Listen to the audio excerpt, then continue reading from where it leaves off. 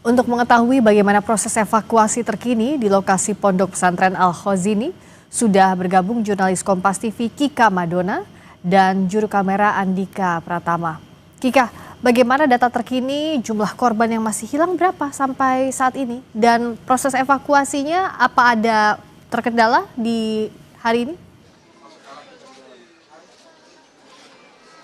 Ya, Friska dan juga saudara, jadi informasi terbaru yang kami terima kurang lebih sekitar 15 menit yang lalu bahwa untuk saat ini dari tim SAR yang juga kemudian bertugas dan juga ahli konstruksi ini juga sudah melakukan pemetaan terhadap lokasi-lokasi yang juga kemudian aman untuk diakses dari para petugas yang saat ini juga masih melakukan evakuasi baik secara manual maupun menggunakan alat berat. Dan hasilnya ada satu korban lagi yang juga kemudian ditemukan dan juga sedang menanti untuk proses evakuasi.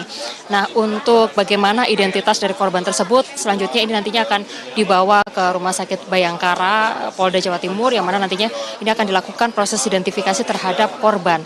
Namun, kalau berdasarkan data yang kami terima sejak sore hari tadi atau kurang lebih sekitar pukul 4 sore tadi hingga pukul 4 sore di hari kelima ini, jumlah korban yang kemudian dinyatakan meninggal dunia pada sehari ini yaitu sebanyak 5 orang korban yang juga kemudian sudah terevakuasi.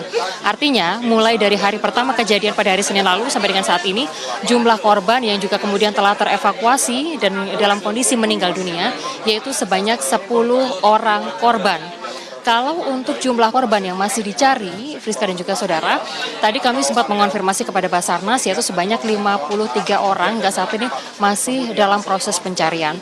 Untuk memudahkan proses pencarian dari tim DVI Polda Jawa Timur ini juga kemudian melakukan proses pencocokan DNA dari wali murid, orang tua, dan juga kerabat kandung seperti itu yang juga kemudian nantinya digunakan untuk mengidentifikasi korban meninggal dunia yang juga kemudian dievakuasi mulai dari hari pertama sampai dengan hari ini.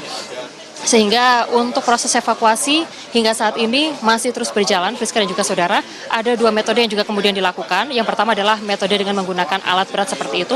Lalu yang kedua ini adalah metode manual atau pencarian secara manual. Upaya-upaya ini dilakukan karena memang harus ada kehati-hatian terhadap korban yang juga kemudian diduga masih terjebak di dalam reruntuhan dari bangunan Pondok Pesantren Al-Khazini Sidoarjo, Jawa Timur, sehingga upaya-upaya tersebut yang juga kemudian dilakukan hingga saat ini. Sementara itu tadi sempat terjadi adu mulut cekcok seperti itu dari anggota keluarga korban yang meminta untuk kemudian dilibatkan langsung dalam proses evakuasi mencari anggota keluarga mereka di reruntuhan dari Pondok Pesantren Al-Khazini Sidoarjo, Jawa Timur.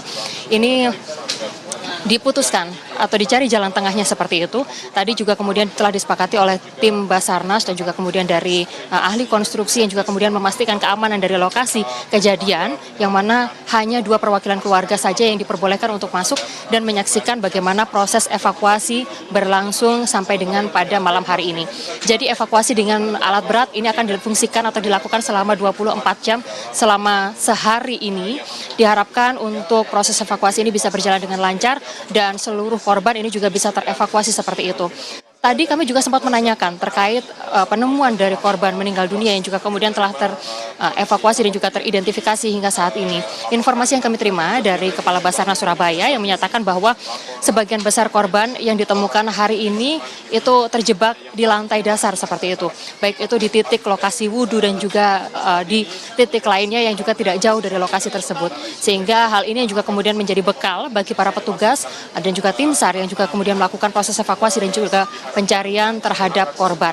Pencarian terhadap korban ini jika sebelumnya dilakukan atau digunakan sejumlah peralatan seperti sensor seperti itu, namun untuk saat ini dari tim SAR akan melakukannya dengan penglihatan seperti itu. Jadi melihat bagaimana kondisi sekitar dan kemudian akan dilanjutkan dengan proses evakuasi baik itu dengan alat berat maupun manual.